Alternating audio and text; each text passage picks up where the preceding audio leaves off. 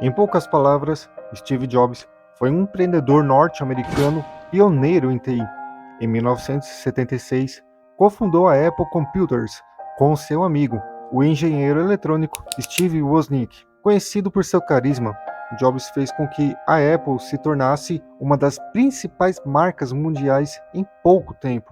Em 1985, ele saiu da Apple e fundou uma nova empresa de TI, a Next. Em 1986, ajudou a fundar a Pixar, empresa pioneira em animação digital. A Apple comprou a Next em 1997 e Jobs se tornou novamente seu diretor executivo, liderando um importante renascimento no destino da empresa. Ele supervisionou o desenvolvimento e o lançamento de produtos e serviços estratégicos, incluindo o iMac, o iPod, o iPhone, o iPad e o iTunes. Diagnosticado com câncer de pâncreas em 2003, morreu da doença em 2011. O desenvolvimento dos computadores pessoais teve um efeito revolucionário em quase todas as áreas da vida humana. E conforme assinala neste discurso, Steve Jobs teve um papel fundamental nesse processo. Essas palavras foram pronunciadas num discurso de formatura na Universidade de Stanford, na Califórnia, onde sua esposa Laureen Powell estudava quando eles se conheceram. Este discurso foi escrito e apresentado com desenvoltura e um sutil humor, mas sem nenhuma ostentação. Mais tarde, sua esposa revelou que ele o havia praticado muitas vezes perante a família, mas quando acordou naquela manhã, ele estava com frio na barriga. Antes de continuar, é importante falar um pouco sobre aquilo que é óbvio, ou seja, em nenhum momento Steve Jobs, pelo menos em carreira pública ou em entrevistas e afins, em nenhum momento ele defendeu ou ressaltou algum ponto sobre o estoicismo. Apesar que defender acho que não é a palavra certa. Nós não encontramos por aí Steve Jobs falando sobre o estoicismo. Contudo, também é importante falar que não é porque ele não mencionou uma palavra sequer sobre essa linha de pensamento filosófica que as palavras dele ou discursos não tenham algum resquício de estoicismo. Pelo contrário, nesse discurso, nós vemos, pelo menos nos 3 pontos em que ele levantou no decorrer do discurso em Stanford, vemos que existe sim resquícios de estoicismo, tanto na parte de seguir o que a sua intuição baseada em padrões e racionalidade diz para ser seguido, é algo que encontramos também em algumas lições provenientes do estoicismo, assim como o famoso memento mori, que é a última parte, coincidência ou não, de seu discurso. Enfim, foi justamente por esses motivos que o título do vídeo ficou como 3 conselhos estoicos do Steve Jobs, e apenas ressaltando, não porque ele era um estoico propriamente dito, mas sim porque nesse discurso encontramos alguns ensinamentos estoicos. Sem mais enrolações, vamos para o discurso.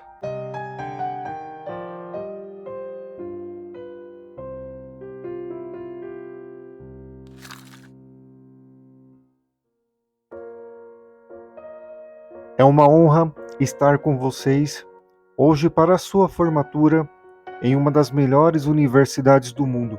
Verdade seja dita, eu nunca terminei a faculdade, e isto é o mais perto que já cheguei de uma formatura. Hoje quero contar a vocês 3 histórias da minha vida. É isso, nada mais do que isso. Apenas 3 histórias. A primeira história é sobre ligar os pontos. Eu abandonei a Reed College depois de apenas 6 meses, mas fiquei perambulando por lá por outros 18 meses, mais ou menos, antes de sair realmente. Então, por que eu saí? Começou antes de eu nascer. Minha mãe biológica era uma estudante universitária, jovem e solteira, e decidiu me entregar para adoção. Ela queria muito que eu fosse adotado por pessoas formadas. Então, tudo foi acertado para que ao nascer eu fosse adotado por um advogado e sua esposa. Exceto que quando eu apareci, eles decidiram no último minuto que na verdade queriam uma menina. Então meus pais estavam numa lista de espera, receberam um telefonema no meio da noite perguntando: "Temos aqui um menino, vocês o querem?" Eles disseram. É claro. Minha mãe biológica mais tarde descobriu que minha mãe nunca havia terminado a faculdade e que meu pai nunca havia concluído o ensino médio. Ela se recusou a assinar os últimos documentos da adoção. Só cedeu alguns meses depois, quando meus pais prometeram que eu iria para a faculdade. E esse foi o início da minha vida. 17 anos depois, eu fui para a faculdade. Mas, ingenuamente, escolhi uma faculdade que era quase tão cara quanto a Stanford e todas as economias dos meus pais, que eram da classe trabalhadora, estavam sendo gastas na minha educação superior. Depois de 6 meses, eu não conseguia ver valor naquilo. Eu não tinha ideia do que queria fazer da vida e não tinha ideia de como a faculdade me ajudaria a descobrir isso. E lá estava eu, gastando todo o dinheiro dos meus pais, o dinheiro que meus pais economizaram a vida inteira. Então decidi sair e confiar que tudo daria certo. Foi muito assustador na época, mas, olhando para trás, foi uma das melhores decisões que já tomei. Eu amei e grande parte do que encontrei por seguir minha curiosidade, minha intuição, acabou se mostrando de valor inestimável mais tarde. Vou dar um exemplo. Na época, a Reed College oferecia talvez a melhor aula de caligrafia do país. Em todo o campus, cada cartaz, cada etiqueta, em cada gaveta ostentava uma bela caligrafia feita à mão. Como eu tinha largado o curso e não precisava frequentar as aulas normais, resolvi fazer aulas de caligrafia para aprender a fazer aquilo. Era bonito, histórico, artisticamente sutil de uma maneira que a ciência não é capaz de captar, e eu achei fascinante. Nada disso tinha a mínima esperança de alguma aplicação prática na minha vida, mas 10 anos depois, quando estávamos projetando o primeiro computador, isso tudo voltou. E nós colocamos tudo do Mac. Foi o primeiro computador com tipografia bonita. Se eu nunca tivesse estudado caligrafia na faculdade, o Mac nunca teria tido várias famílias tipográficas nem fontes com espaçamento proporcional.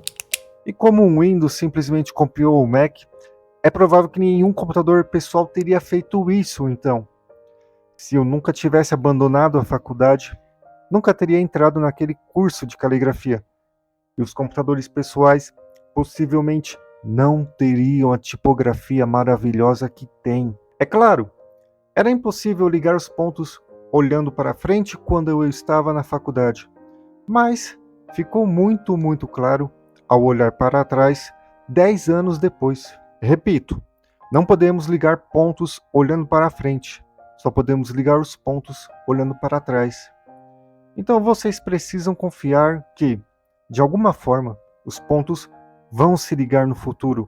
Vocês precisam confiar em alguma coisa, na sua garra, destino, vida, karma, o que for.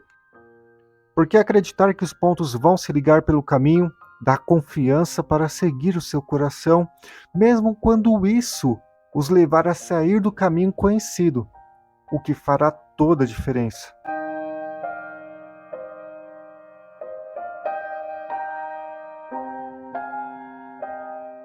Minha segunda história é sobre amor e perda. Eu tive sorte, descobri ainda jovem o que amava fazer. Woz e eu começamos a Apple na garagem dos meus pais quando eu tinha 20 anos. Trabalhamos duro e em 10 anos a Apple havia crescido de apenas nós dois numa garagem para uma empresa de 2 bilhões de dólares com mais de 4.000 pessoas. Tínhamos lançado nossa maior criação um ano antes e eu tinha acabado de fazer 30 anos. Então, fui demitido. Como você pode ser demitido de uma empresa que você começou? Bem, quando a Apple cresceu, nós contratamos alguém que eu considerava muito talentoso para administrar a empresa comigo. E durante o primeiro ano, as coisas foram bem. Mas então, nossas visões do futuro começaram a divergir. E finalmente tivemos uma discussão. Quando isso aconteceu, o conselho de diretores ficou do lado dele. Então, aos 30 anos, eu estava fora. E notoriamente fora. O que tenha sido o foco de toda a minha vida adulta se fora. E isso foi devastador. Eu não percebi isso na época, mas ser demitido da Apple foi a melhor coisa que poderia ter me acontecido. O peso de ser bem-sucedido foi substituído pela leveza de ser um iniciante outra vez, com menos certezas sobre tudo. Isso me libertou para entrar num dos períodos mais criativos da minha vida. Durante 5 anos seguintes, iniciei uma empresa chamada Next, outra empresa chamada Pixar, e me apaixonei por uma mulher maravilhosa que se tornaria a minha esposa. A Pixar criou o primeiro longa-metragem animado por computador, Toy Story, e hoje é o estúdio de animação mais bem-sucedido do mundo. Numa reviravolta notável, a Apple comprou a Next, e eu voltei para a Apple. E a tecnologia que desenvolvemos na Next está no cerne do atual renascimento da Apple. Lauren e eu temos uma família maravilhosa juntos. Tenho absoluta certeza de que nada disso teria acontecido se eu não tivesse sido demitido da Apple. Foi um remédio amargo, mas acho que o paciente necessitava. Às vezes, a vida vai atingi-los na cabeça com um tijolo. Não percam a fé. Estou convencido de que a única coisa que me fez seguir em frente foi o fato de amar o que fazia. Vocês precisam encontrar o que amam, e isso vale tanto para seu trabalho quanto para sua vida afetiva. Seu trabalho vai ocupar uma grande parte de sua vida. A única maneira de estar verdadeiramente satisfeitos é fazer o que vocês acreditam ser um ótimo trabalho. E a única maneira de fazer um ótimo trabalho é amar o que fazem. Se ainda não encontraram, continuem procurando e não se acomodem. Como com todas as questões do coração, vocês saberão quando o encontrarem. E como em todo grande relacionamento, fica cada vez melhor com o passar dos anos. Então continuem procurando, não se acomodem.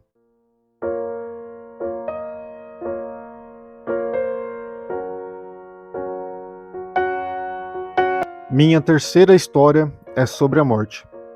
Quando eu tinha 17 anos, li uma frase mais ou menos assim: se você viver cada dia como se fosse o último, então algum dia provavelmente estará certo.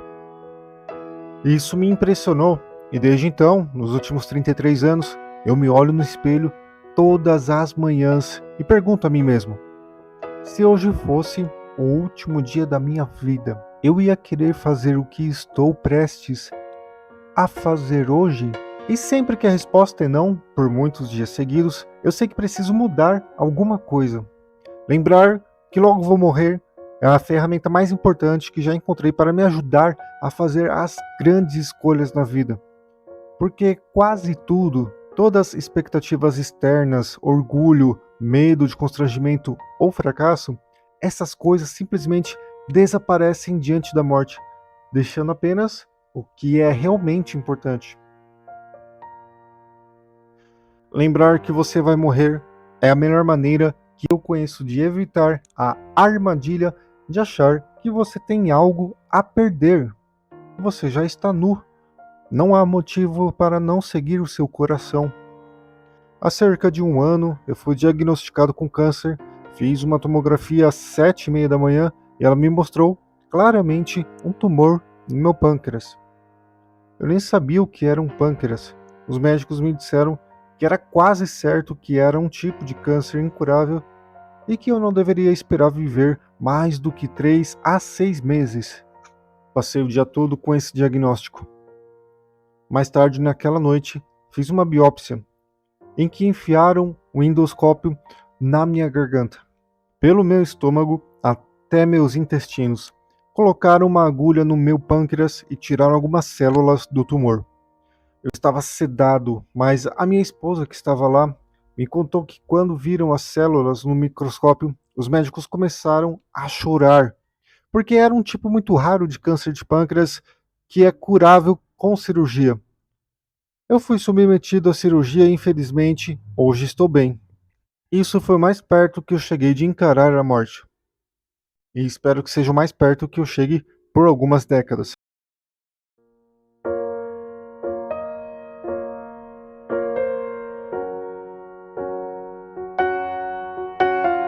Tendo passado por isso, hoje posso dizer a vocês com um pouco mais de certeza do que quando a morte era um conceito útil, mas puramente intelectual. Ninguém quer morrer. Mesmo as pessoas que querem ir para o céu não querem morrer para chegar lá. E ainda assim, a morte é o destino de todos nós. Ninguém jamais escapou a ela. E é como deve ser, porque muito provavelmente é a melhor também invenção da vida. É o agente de mudança de vida. Elimina o velho para abrir caminho para o novo. Agora o novo são vocês, mas em algum dia, não muito distante, vocês pouco a pouco se tornarão o velho e serão de alguma forma ou outra eliminados. Sinto muito por ser tão dramático, mas é a pura verdade. O seu tempo é limitado. Então, não o desperdicem vivendo a vida de outra pessoa. Não caiam na armadilha do dogma, que é viver com resultados do pensamento de outras pessoas. Não deixem o ruído da opinião dos outros abafar a sua voz interior. E, o que é mais importante, tenham a coragem de seguir o seu coração e a sua intuição. De algum modo, eles já sabem o que você quer ser de verdade e todo o resto é secundário. Quando eu era jovem, havia uma publicação maravilhosa chamada The Whole Earth Catalog, que foi uma das minhas bíblias da geração. Era uma espécie de Google em forma de livro. 35 anos antes de o Google surgir, era idealista e recheada de ferramentas geniais e noções importantes. Então, quando ela tinha cumprido sua missão, publicaram uma última edição. Foi em meados dos anos de 1970 e eu tinha a idade de vocês. Na contracapa da última edição havia uma fotografia de uma estrada de terra ao amanhecer, do tipo que vocês poderiam pedir carona se fossem aventureiros. Abaixo havia as palavras: mantenha-se ávido, mantenha-se insensato. Era sua mensagem de despedida. Mantenha-se ávido, mantenha-se insensato. E eu sempre desejei isso para mim. E agora que vocês se formam para começar de novo, desejo isso a vocês. Mantenham-se ávidos, mantenham-se insensatos. Muito obrigado.